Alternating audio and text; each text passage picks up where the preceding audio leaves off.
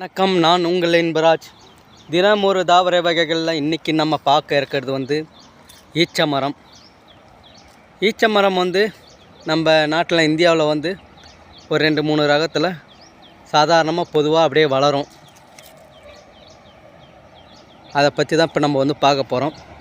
இந்த ஈச்ச மரத்தின் நன்மைகளை பற்றி நம்ம பார்க்க போகிறோம். இந்த ஈச்ச மரம் வந்து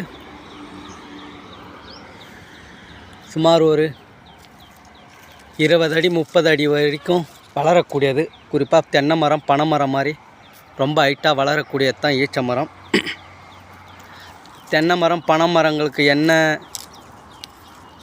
நற்குணங்கள் இருக்கோ அதே மாதிரி இதுக்கும் ஒரு சில நல்ல குணங்களும் மனிதருக்கு நல்ல நன்மைகளை தரக்கூடிய தன்மையும் இருக்குது.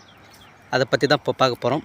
பார்த்திங்கன்னா தெரியும், ஈச்சம் இலை கிட்டத்தட்ட தென்னை மட்டை மாதிரி கொஞ்சம் நீட்டாகவே இலை வச்சு வருது பாருங்கள். தென்னை மட்டை கொஞ்சம் நீட்டாக விடும், இது கொஞ்சம் ஷார்ப்பாக இருக்கும். பார்த்திங்கன்னா தெரியும், இந்த இலையில எட்ஜு வந்து ஷார்ப்பாக இருக்கும், குத்திடும் கைகளில். இது அடிக்கில் இந்த மட்டையோட அடியில் போக போக முள் ஷார்ப்பாக இருக்கும். பார்த்திங்கன்னா உங்களுக்கு தெரியும் பாருங்கள். இந்த முள்ளை பார்த்திங்கன்னா ரொம்ப ஷார்ப்பாக இருக்கும், குத்திடும். அடித்தண்டில் முள் ஷார்ப்பாகவும் இலை வர வர வர இலை கொஞ்சம் பெருசாகி கொஞ்சம் லைட்டாகவும் இருக்கும். ஆனால் இருந்தாலும் இது எட்ஜு கொஞ்சம் ஷார்ப்பாக தான் இருக்கும், லைட்டாக குத்திடும். இந்த மட்டை வந்து பெரும்பாலும் நம்ம நாட்டில் மக்கள் வந்து அதிகமாக பயன்படுத்தியிருக்காங்க. இந்த தென்னந்தண்டை வந்து கட் பண்ணி இதை 3-4 கீச்சி அந்த காலங்களில் அதாவது தட்டுக்கூடை, புட்டுக்கூடை அப்படின்னு யூஸ் பண்ணியிருப்பாங்க. இப்போ நம்ம வந்து பாண்டல், பேஷன் அப்படின்னு யூஸ் பண்ணுற பிளாஸ்டிக் பொருளை அந்த காலங்களில் தட்டுக்கூடை, புட்டுக்கூடை, ஒட்டந்தட்டு அப்படின்வாங்க. அதாவது கிணறு வெட்ட, மண் வார. இப்போ நம்ம பாண்டல் அப்படின்னு யூஸ் பண்ணுறோம் பாருங்கள், அது மாதிரி ஒட்டந்தட்டு அப்படின்னு யூஸ் பண்ணுவாங்க. அது வந்து இந்த ஈச்ச மட்டையிலையும் செய்வாங்க ஒட்டந்தட்டை. ஒரு சில வளையம் தன்மை கொண்ட ஸ்ட்ராங்கான தண்டு கொண்ட குச்சியில் செய்வாங்க ஒட்டந்தட்டு. ஆனால் இந்த தட்டுக்கூடை, புட்டுக்கூடை அப்படின்றது வந்து இந்த ஈச்சந்தண்டில் தான் செய்வாங்க. இந்த ஈச்சந்தண்டை கட் பண்ணி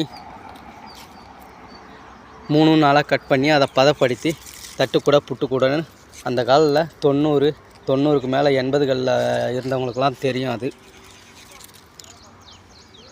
விவசாய பயன்பாட்டுக்கு, அப்புறம் ஆடு மாடுகளை கவுத்து வைக்கிறதுக்கு, கோழிகளை கவுத்து வைக்கிறதுக்கு அந்த மாதிரிலாம் பயன்படுத்துவாங்க. அதுக்கப்புறம் இயற்கை வேலியாக இதை இதுக்கு முள்தன்மை, குத்தும் தன்மை இருக்கிறதால இந்த தண்டை வெட்டி வீடுகளில், கிராமங்களில் சுற்றி இப்போ காமன் சோறு போடுற மாதிரி அந்த காலங்களில் வேலிகளை கட்டியிருப்பாங்க.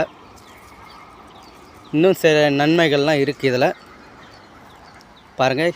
ஈச்சம் வந்து பெரும் ஈச்சம், நாட்டு ஈச்சம், சித்தி ஈச்சம்பழம் அப்படின்னு 3 ரகத்தில் நம்ம நாட்டில் வந்து வளருது.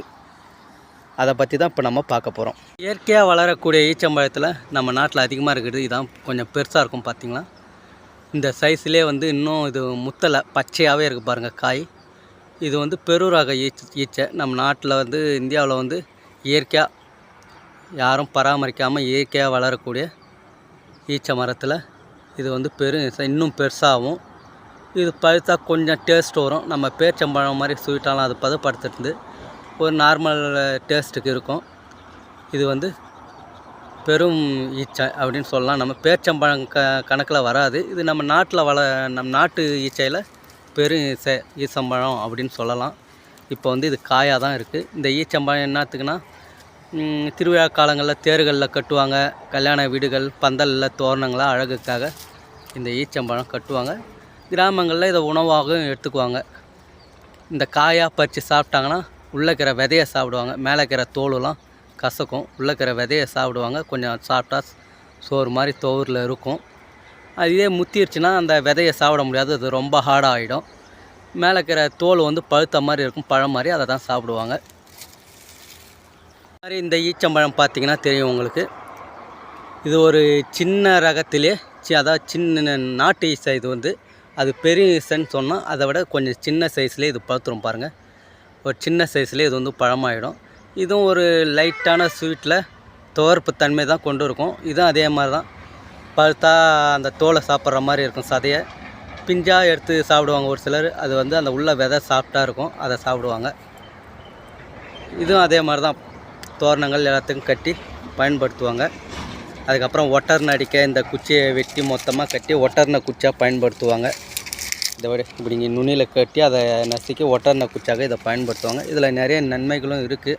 அதுக்கப்புறம் வந்து குளிர்பானங்களான கல் இறக்க பனங்கள், தென்னங்கள், ஈச்சங்கள் அப்படின்னு ஈச்ச மரத்துலேயும் ஈச்சங்கள்லும் இறக்கி பயன்படுவாங்க. உங்களுக்கு வந்து 3வது ரகமும் காட்டுறோம் பாருங்கள். ஆனால் இதில் வந்து காய் இல்லை, பார்த்திங்கன்னா தெரியும். சின்ன செடியாக தான் இருக்கும். சின்ன செடி வேரில் வந்து சும்மா ஒரு அரை அடி 1 அடி கூட வளர்ந்து இருக்காது. அந்த அளவுலேயே வந்து ஈச்சங்கோலெல்லாம் வச்சிடும், பழுக்கும். இது வந்து சித்தீசம்பழம் அப்படின்வாங்க. ஆனால் இதில் வந்து இப்போ பழம் எதுவும் இல்லை, காய் முன்னாடியே வச்சு அறுவடை ஆகிட்டுக்குது, பார்த்திங்கன்னா தெரியும். இது வந்து பிளாக் கலரில் ரொம்ப சின்னதாக தான் இருக்கும். நான் சின்ன வயசில் 80, 85, 90களில் ஸ்கூல் படிக்கும்போது இந்த ஈச்சம்பழம் ஸ்கூலில் விற்பாங்க, அப்போ வாங்கி சாப்பிட்டுக்கிறேன். இதுவரை நான் வந்து அதை லைவாக அவ்வளோ பார்த்ததில்ல, இந்த மாதிரி மரத்தில் வச்சு. ஏன்னா அது காடுகளில் ரொம்ப வறட்சியான இடங்களில் அதிகமாக கிடைக்காது. பார்த்திங்கன்னா இங்கே நான் ஒரு செடி பார்த்தேன், அதான் வீடியோ எடுக்கணும்னு ஆசைப்பட்டேன். ஈச்ச மரத்தின் நன்மைகள்லாம் தெரிஞ்சுக்குங்க, ஈச்ச மரத்தை பயன்படுத்துங்க. நன்றி, வணக்கம்.